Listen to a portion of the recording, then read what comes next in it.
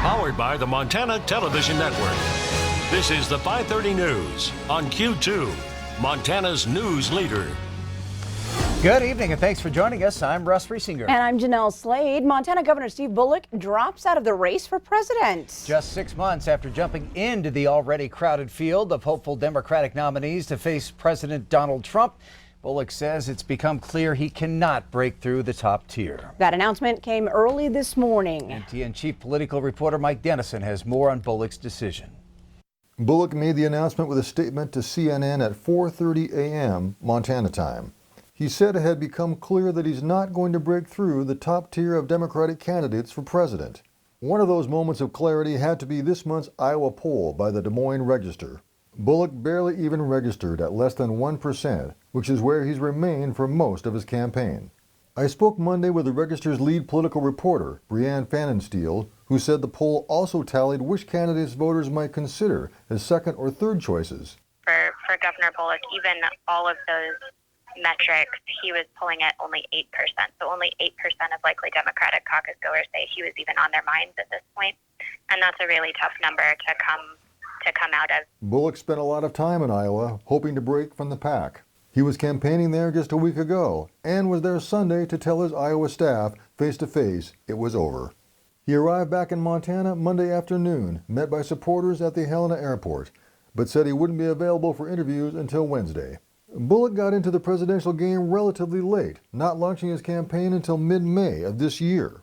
Montana State University political scientist David Parker said Monday that many Democratic voters who might want a moderate like Bullock had already lined up with others, like former Vice President Joe Biden. Fannenstiel also told us she's sensing that Democratic voters are being drawn to someone with a proven national profile.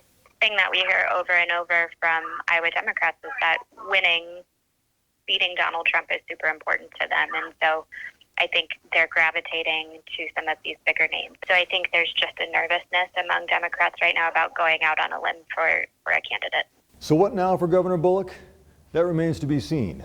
But one thing we do know, he's made it clear that he's not running for the U.S. Senate against Republican Steve Daines. Reporting from Helena, Mike Dennison, MTN News.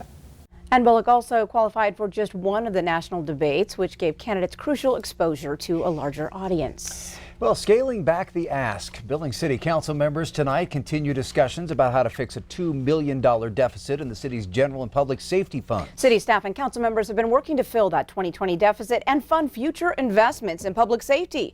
In that discussion tonight is the question of hiring 40 new police officers. Q2's Mitch Legge joining us now with a preview of the council work session. Mitch?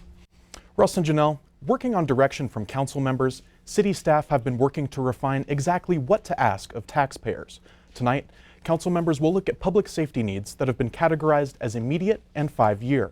In those needs is the phasing in of 40 new police officers over 5 years.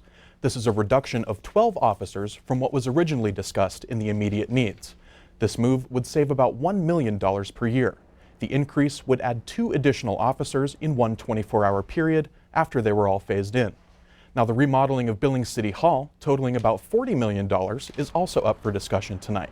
Previously, that $40 million was going to be included in a levy to be brought forward in 2020. Now, council members have indicated of going the route of a bond to pay for that remodel. And that's just a fraction of what will be discussed at that meeting tonight. Join me back here at 10 for the latest from the Billings City Council. Jeanelle? All right, thanks so much. Well, a 38-year-old woman is behind bars tonight after a hit and run last week that damaged a Montana Highway Patrol vehicle and almost hit a trooper. Court documents state Zeta Scollard was driving near Zoo, Montana last Wednesday when she slammed into a patrol car, did not hit the brakes, and then fled the scene. A trooper was standing near the car when it was hit, conducting a traffic stop on another vehicle. Now, the trooper made it back to his car to pursue Scollard. Then, when apprehended in a nearby parking lot, Scollard told the trooper she was drunk, knew she hit the patrol car, and acknowledged she could have killed him. She's being held at the Yellowstone County Detention Facility on a $10,000 bail. Well, a bomb threat forced Big Fork High School students to evacuate this morning. Flathead County Sheriff says around 7:30 this morning, Big Fork High School received a bomb threat over the phone. School administration immediately contacted local law enforcement. The sheriff says emergency responders checked both the inside and outside of the school for any bomb evidence. The sheriff says the building was cleared and safe, and students returned to class at 9 a.m. He says as of right now, there are no suspects. Well, on the weather scene this Monday, Q2 Chief Forecaster Bob McGuire joins us. And although things are pretty calm here, that is not the case across the country. Yeah, we're already close to home. It's kind of breezy in south central Montana on the eastern slopes of the divide. That's why we have a wind advisory there tonight and to tomorrow noontime for 60-mile-per-hour winds. Up there towards Great Falls, that's a winter weather advisory for blowing and drifting snow. And by Kalispell, it's more like 1 to 3 inches of snow with some freezing drizzle in that area. But if you're traveling from one coast to the other, we got a couple of storms we're keeping an eye on. The one that's over by New York, that's the one that hit Montana a few days ago. There's another storm dropping across the California coast. That's going to be an issue as well. But if you have travel plans, here's your flight delays across the state and the country. You'll notice nothing in Montana, but we have a 244-minute delay over at San Francisco. And over in Chicago, it's a 56-minute delay. Newark 189, and New York's LaGuardia Airport has a 91-minute delay. So people traveling across the country because of these storms, they're going to be delayed tonight. We'll have more in your forecast for the week ahead. Looks great in a few more minutes. All right, thanks so much, Bob. Well, because more than 300 Wyoming soldiers deployed overseas couldn't make it home for the holidays, Wyoming Governor Mark Gordon and his wife Jenny went to them. The governor and First Lady traveled for 5 days with soldiers in Kosovo and Kuwait. On the final day, the pair shared a Thanksgiving meal with soldiers from the 115th Field Artillery Brigade. Governor Gordon says he and his wife wanted the soldiers to know how much the people of Wyoming are thinking of them. Well, only one county in the United States can now boast an average annual income of over $250,000, and that county is in Wyoming. Teton County, Wyoming has a per capita income of over $251,000 a year, outpacing New York and even the area around Aspen Ski Resort in Colorado. The U.S. Bureau of Economic Analysis used tax data to come up with these numbers. Average income in the state of Wyoming, just over $60,000 a year, almost $13,000 a year more than Montana. Taking out Teton County, the numbers would be much different, though. Well, in Montana, Richland County, where Sydney is, ranks number 1 at just over $61,000 a year.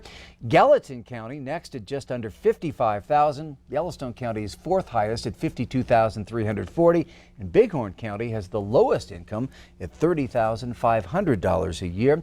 The per capita income across the entire United States, $54,446. That's a 5% increase over the previous year.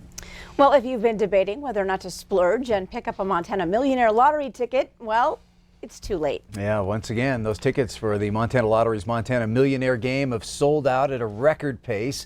All 180,000 of the $20 tickets snatched up by 1:12 this afternoon. That's 5 days earlier than in 2018. Tickets went on sale on November 1st, and the Montana Lottery added an additional 30,000 tickets to the pool this year.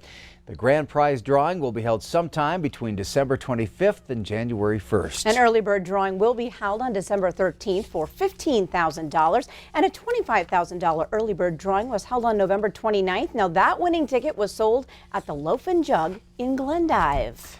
Well, the global generosity movement Giving Tuesday was created to encourage people to give, collaborate, and celebrate generosity. And you can be part of that. One of the many nonprofit organizations in Billings participating tomorrow is helping our smallest neighbors, babies. Now, Family Promise is a community of 26 Billings faith-based congregations that provide meals, shelter, and safe, non-judgmental environments for families who are homeless. Now, on Giving Tuesday, Family Promise will hold a community diaper drive focused on the most needed sizes, 5 and 6. Felicia Berg, development coordinator, says they give out about 7,000 diapers a month, and 85% of those are size 5 and 6. Giving Tuesday and those type of days throughout the year, just everybody wants to do something and they want to make sure that what they're doing is meaningful. So those are just good ways for us to communicate with the community of what we need at that time, and it's super simple for the people to give back. And you can drop off diapers for Giving Diapers at Family Promise's Day Center. That's at 10 South 26th Street.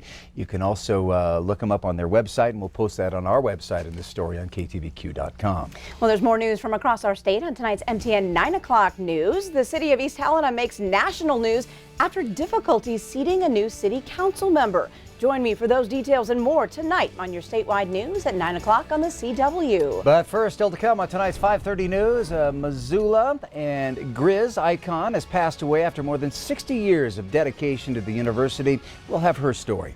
And in sports, Albany and southeastern Louisiana invade Montana Saturday for the FCS playoffs. Scott hears from both your Cats and Grizz on what to expect. You're watching MTN News with Jeanelle Slade and Russ Riesinger. Storm Tracker weather with Bob McGuire. And sports with Scott Green. This is the 5:30 news on Q2, Montana's news leader.